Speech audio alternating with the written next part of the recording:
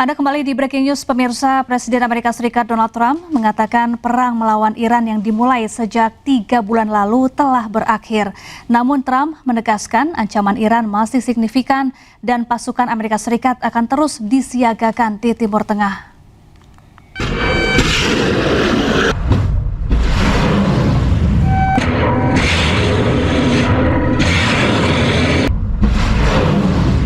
Presiden Amerika Serikat Donald Trump mengumumkan kepada Kongres bahwa perang melawan Iran telah berakhir.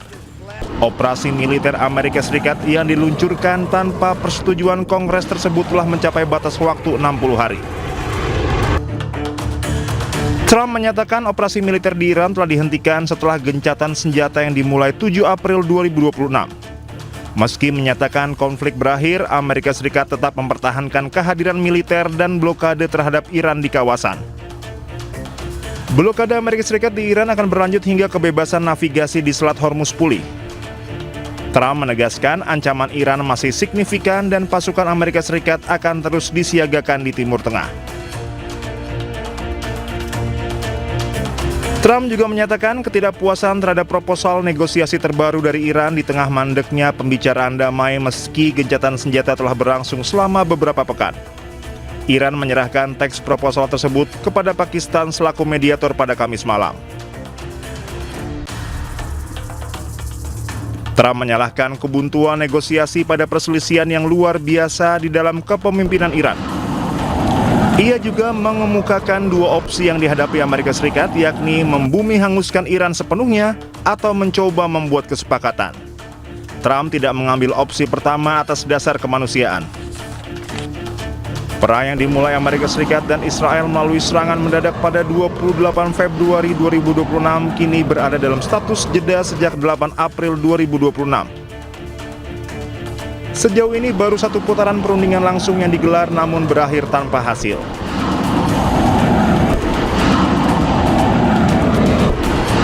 Berdasarkan Undang-Undang Kekuasaan Perang, Presiden Amerika Serikat memiliki waktu 60 hari melancarkan perang tanpa persetujuan Kongres. Dengan menyatakan perang melawan Iran berakhir, Trump secara efektif mengatur ulang hitungan waktu yang memungkinkannya memulai kembali perang di kemudian hari dengan jangka waktu 60 hari. Ya pemirsa, untuk membahas perkembangan konflik Amerika Serikat dengan Iran, kita sudah terhubung bersama pengamat Timur Tengah, ada Pak Hasibullah Satrawi. Assalamualaikum Pak Hasibullah. Waalaikumsalam Mbak Syafa, selamat siang. Baik, Pak Hasibullah, ini Iran mengajukan proposal balasan berisi 14 poin kepada Amerika Serikat yang meminta penghentian pertempuran secara permanen dan juga penarikan penuh pasukan Amerika Serikat. Seberapa realistis tuntutan ini bisa dipenuhi oleh Amerika Serikat? Ya, terima kasih Mbak Syafa. Ini perkembangan terbaru terkait dengan 14 poin yang diajukan oleh Iran kepada Amerika. Terus terang saya juga belum mendapatkan naskah lengkapnya atau poin-poin lengkapnya. Cuman beberapa media di Timur Tengah, terutama Al Jazeera, sudah melansir beberapa poin yang termaktub atau dikatakan ada dalam 14 poin tersebut. Nah, kalau kita baca dari poin-poin yang ada, maka sebenarnya tidak terlalu berbeda secara prinsip daripada poin-poin ataupun pembahasan yang telah diajukan oleh Iran sebelumnya. Misalkan Iran minta agar Amerika atau pasukan Amerika meninggalkan sekitar Iran dan Timur Tengah secara umum, terus pembukaan aset-aset yang dibekukan, lalu kemudian komitmen untuk tidak melakukan perang kembali ke depan, serangan kembali dan lain sebagainya. Cuman yang paling baru dan menurut saya bisa menjadi pintu kompromi itu memang terkait dengan manajemen baru pengelolaan Hormuz yang terus terang kalau dibandingkan dengan paper-paper sebelumnya ini bisa dikatakan kayak semacam bisa menjadi pintu kompromi. Tapi sebelum saya masuk ke lebih lanjut tentang sejauh mana ini mungkin, yang harus kita juga pahami bahwa proposal ini saya sebut lahir dalam konteks fase ke-6 dari perang ini. Fase ke-6 yang saya maksud itu adalah sebuah fase di mana terutama kalau bagi Amerika ini kayak semacam mengalami recharge atau pengecasan kembali dari energinya yang di fase sebelumnya, fase kelima, saya mencatatnya dari tanggal 21 semenjak Amerika mengumumkan perpanjangan gencatan senjata secara sepihak, itu kan terus terang bagi saya kekalahan diplomasi bagi Amerika, karena Amerika seakan-akan tidak lagi bisa memainkan power apapun. Kalaupun dia mau ngancam-ngancam, sebelumnya juga sudah terlalu sering mengancam. Dan saya melihat dari tanggal 21 sampai katakanlah tanggal 1 kemarin, polanya, kurvanya bagi saya adalah justru diplomasi Amerika menurun. Nah, ada peningkatan kembali setelah 1 Mei yang saya sebut sebagai fase ke-6, karena mungkin Amerika merasa selamat atau terbebas dari jebakan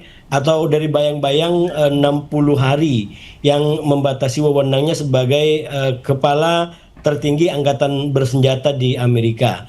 Dan kita tahu dia membebaskan diri sebenarnya lebih pasnya dari ketentuan 60 hari itu, karena mengajukan tafsir bahwa perang yang dilakukan, malah dia tidak menyebutnya sebagai perang. Aksi militer yang dilakukan tidak sampai 60 hari karena sudah berhenti sejak tanggal 7 April. Berarti kalau dihitung dimulai dari tanggal 28 Februari, maka kurang lebih aksi militer yang dilakukan oleh Trump itu hanya berlangsung antara 39 sampai 40. 39 itu kalau tanggal 7 berdasarkan tanggal di Amerika, atau tanggal 8 waktu kita, karena kita lebih cepat.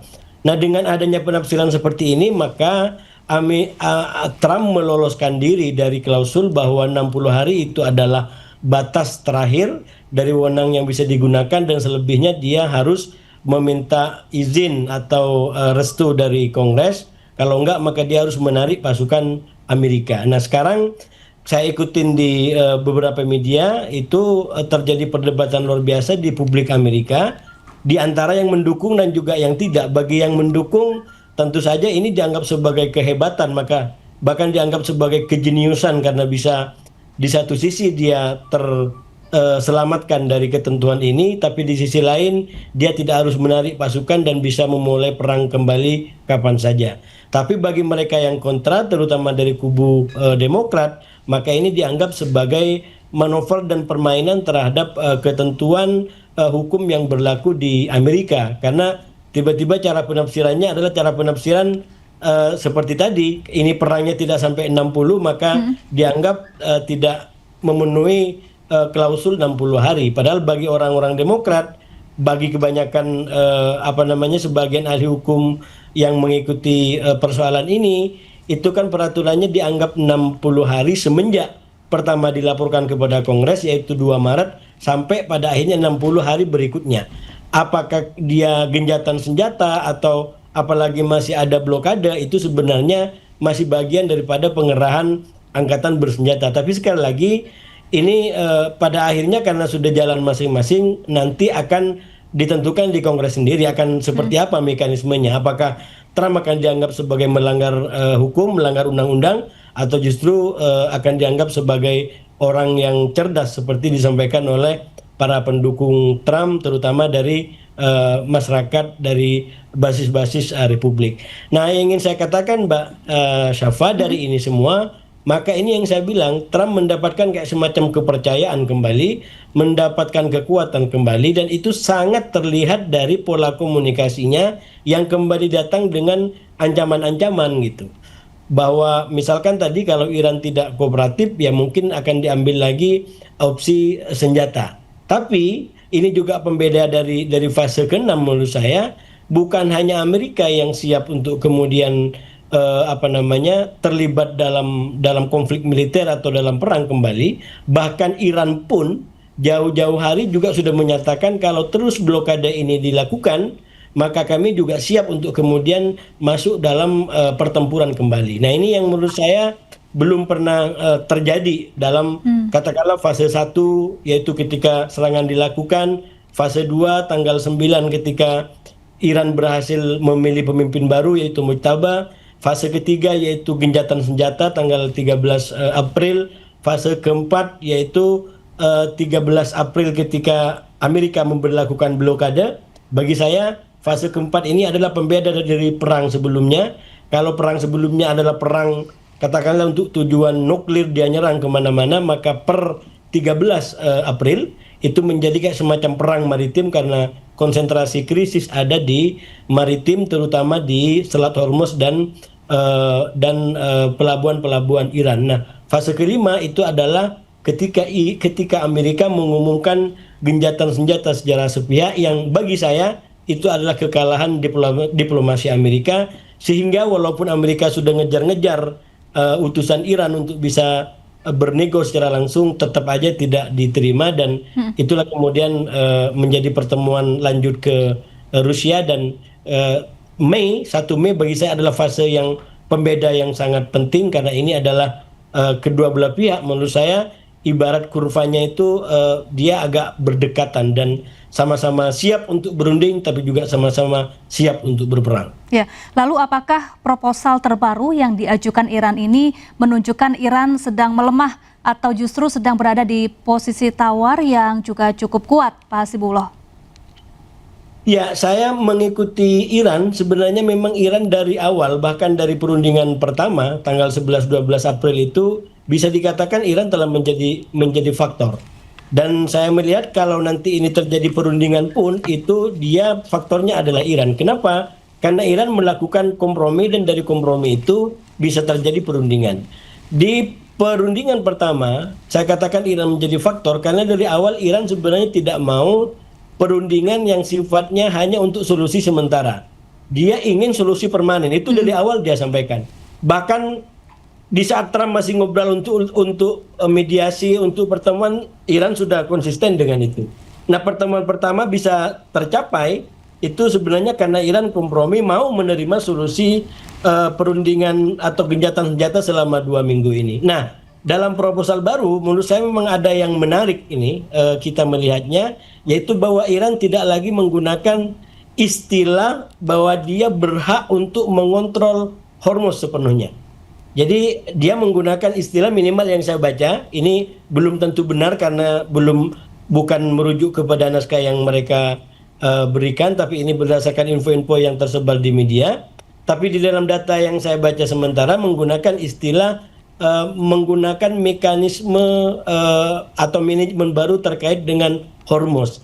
Dan ini sebenarnya menjadi salah satu isu yang paling krusial karena dari berbagai macam isu yang diajukan yang mentokkan dua, yaitu soal Hormuz dan soal nuklir. Soal Hormuz itu pada intinya, pada pokoknya adalah karena Iran mau ke depan itu Hormuz tetap di dalam kontrolnya. Dan ini bahkan disampaikan juga oleh Mujtaba sebagai pemimpin tertinggi bahwa Hormuz adalah bagian dari Iran dan ke depan akan dikelola dengan sistemnya Iran. Nah, ini yang menurut saya suka atau tidak suka, dukung atau tidak mendukung kepada Iran, saya selalu sampaikan Selat Hormuz itu bisa menjadi titik balik. Saya mengatakan pada awalnya mungkin masyarakat dunia akan mendukung yang dilakukan oleh Iran di Hormuz.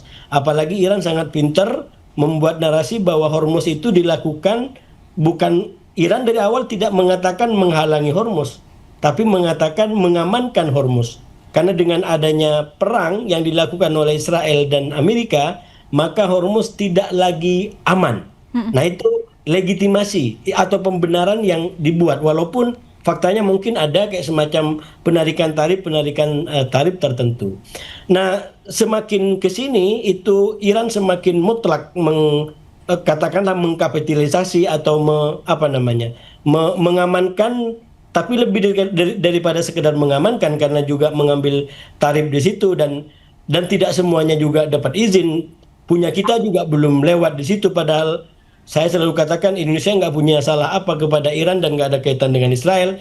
Jadi mestinya kapal-kapal kita sudah bisa lolos dari Hormuz. Nah, terlepas dari persoalan subjektif saya dan kita semua tentang kapal kita ingin kembali kepada persoalan Hormuz dan Iran. Pada awalnya Iran dimaklumi mungkin oleh paling tidak masyarakat dunia yang ingin dunia lebih adil agar Amerika tidak double standar dengan cara katakanlah manajemen yang dilakukan Iran, yaitu kapal-kapal dari Amerika dan Israel tidak boleh melintas misalkan. Itu normatifnya. Tapi menurut saya tetap aja ini tidak bisa selamanya dan tidak bisa semuanya. Tidak bisa selamanya artinya apa? Kalau mau dipermanenkan, maka saya yakin negara-negara lain juga mau terlibat karena kepentingannya juga terkait di situ. Jadi Hormuz tidak bisa lagi hanya menjadi persoalan Iran, apalagi cuma dengan Oman, apalagi juga cuma dengan Amerika. Sekarang ini dengan Hormuz di blokade double blokade, kan yang menjadi terdampak bukan hanya Iran, bukan hanya Amerika, bukan hanya Oman, tapi seluruh negara. Mulai dari katakanlah negara-negara Arab Teluk sendiri, bahkan juga negara-negara Eropa, bahkan kita juga Asia dan masih banyak yang lain.